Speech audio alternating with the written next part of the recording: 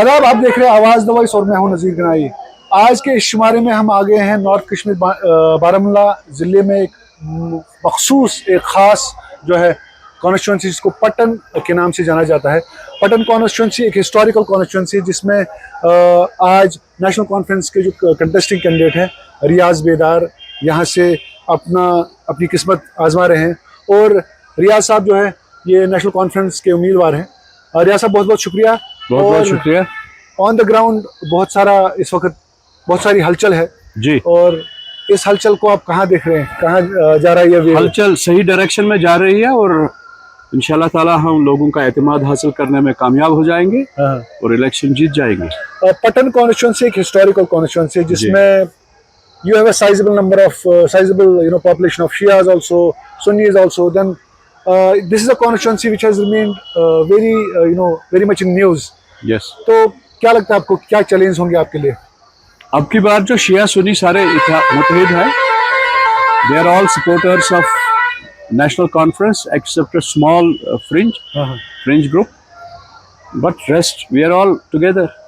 इस फाइट में हम सब एक साथ हैं, चाहे वो मजदूर है, किसान है, शिया सुन्नी है, सरदार है, even Kashmiri Pandits who are living at Jammu and Delhi, सब एक साथ है, एक ही इस पर है। Riyaz Bedar, who has been a former cop, who has seen many historical events on ground, and you have witnessed them from a very close range, and also you have been part of them somewhere in the policy making and all. Do you think this election after 10 years is a game changer for Jammu and Kashmir? Certainly yes.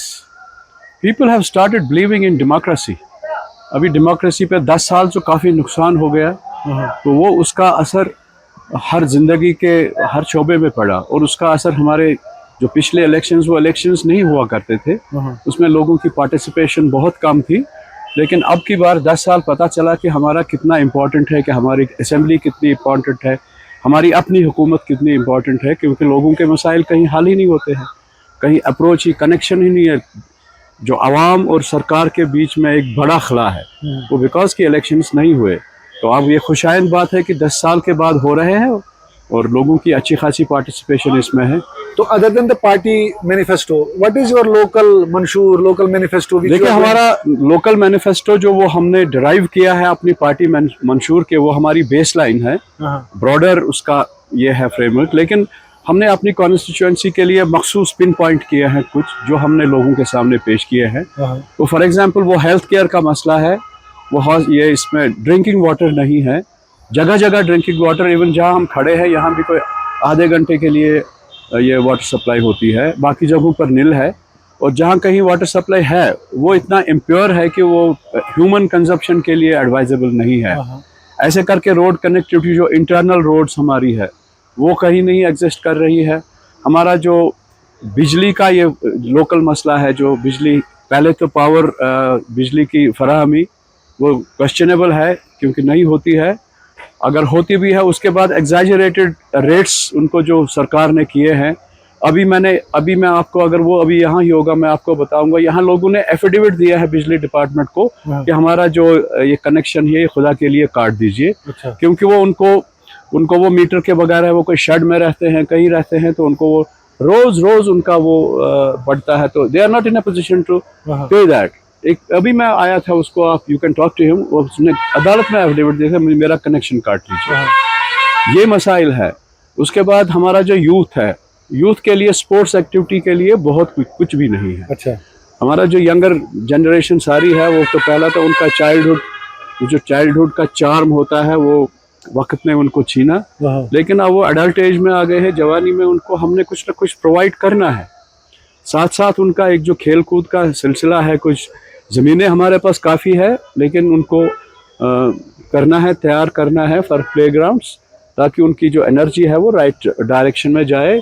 उसके बाद जो हमारा यहाँ एक बड़ा class जो है, क्योंकि इकोनॉमिक बैकग्राउंड, इकोनॉमिक जो है यहाँ जो सोशल लाइफ है यहाँ की, उसमें काफ़ी लोगों के घर का जो मालिक है वो मजदूर है।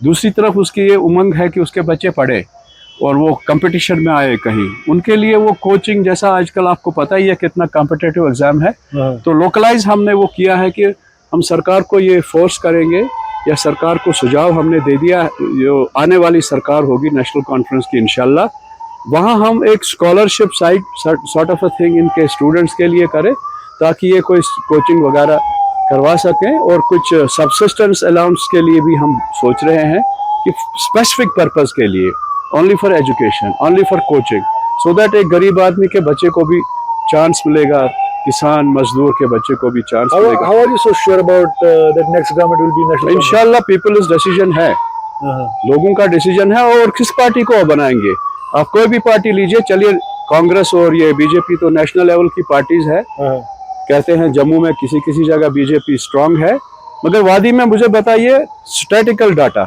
किस पार्टी में इतनी सख्त है कि वो 15 सीटें लेगी other than national conference. National conference is the only party जो हुकूमत बनाने के करीब है। नहीं, आप देखिए पीपल्स कॉन्फ्रेंस है, 1.5 आदमी है, आप देखिए वो अपनी पार्टी है, टोटल एक तो समझ आया, एक तो सजाद साहब है, तो ये 1.5 वाला हमारा है। तो 1.5 आदमी की पार्टी है, क्या करेंगे, वो तो किसी न किसी के सब्सिडरी है। दूसरा है अपनी पार्टी तो कब की पराई हो गई, वो तो है नहीं, कहीं नजर नहीं आ रही है, यहाँ से लेकर आगे पीछे सब जगह चले जाइए। अब और कौन पार्टी है जो यहाँ इसमें कोई शक नहीं है कि पूरी दिल्ली सरकार हमारे खिलाफ है।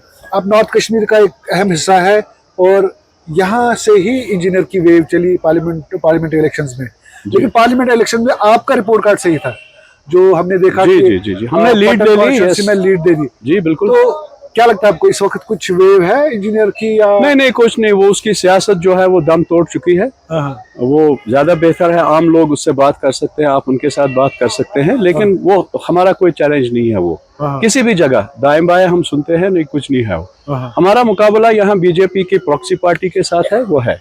तो आप बीजेपी की प्रॉक्सी पार्टी पीसी को कहते हैं? हाँ, वही है, और क्या।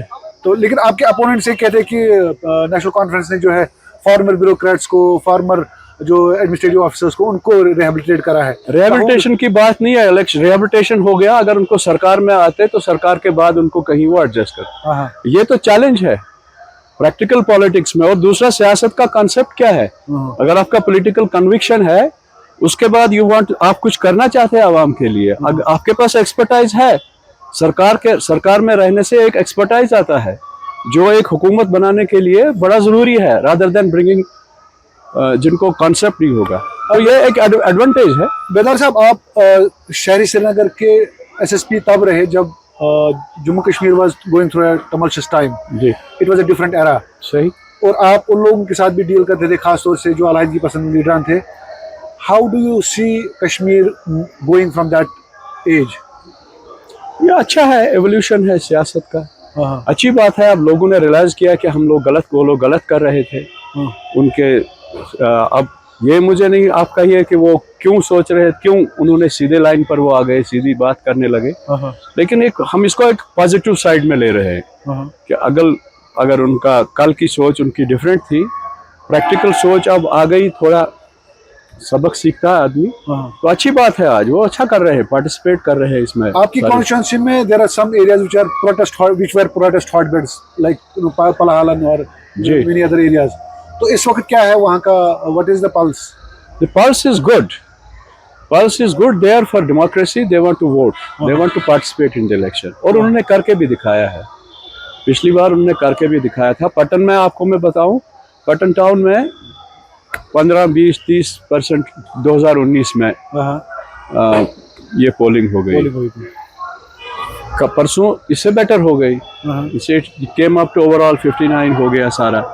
हम एक्सपेक्ट कर रहे हैं आपके अराउंड 60-65 के करीब आसपास पोलिंग होगी। So it's gradually growing and it's increasing. Other than the local issues, what is your take on article 370 abrogation and statehood? It's most unfortunate कि दिल्ली सरकार का 5 अगस्त का फैसला जो था, वो जिसको वो पार्लियामेंट के जरिए उन्होंने किया, वो कश्मीर के लोगों की राय के बगैर था। See, we are in a democracy का तकाजा है कि यहाँ के लोगों से पूछिए, गवर्नमेंट बाय द पीपल। उन्होंने साजिश एक स्कीम के तहत हमारी आवाज को आने ही नहीं दिया, उठने ही नहीं दिया। वो ये कि उन्होंने असेंबली को पहले ही खत्म कर दिया और जानबूझकर उन्होंने असेंबली इलेक्शन 2019 में नहीं किया, हालांकि कर सकते थे।